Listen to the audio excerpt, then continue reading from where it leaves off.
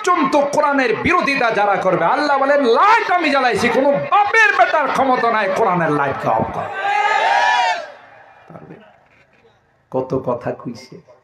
Al মুঈন international school and মাদ্রাসা, এখানে এই জন্যই কোরআনের প্রতি একটি ব্যতিক্রম ধর্মী প্রতিষ্ঠান খোলা হয়েছে।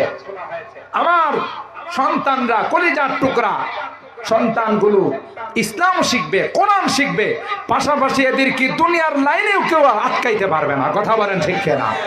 আজকে দেখেন আমাদের মাদ্রাসাগুলোতে যেগুলো ক্যাডেট সিস্টেম, যেগুলো ঈশ্বর ইন্টারন্যাশনাল স্কুলের সিস্টেম, এরা যেমনি ভাবে কোরআন তিলাওয়াত করে তেমনি ভাবে এরা ইংলিশেও পড়ো। কথা বলেন ঠিক না?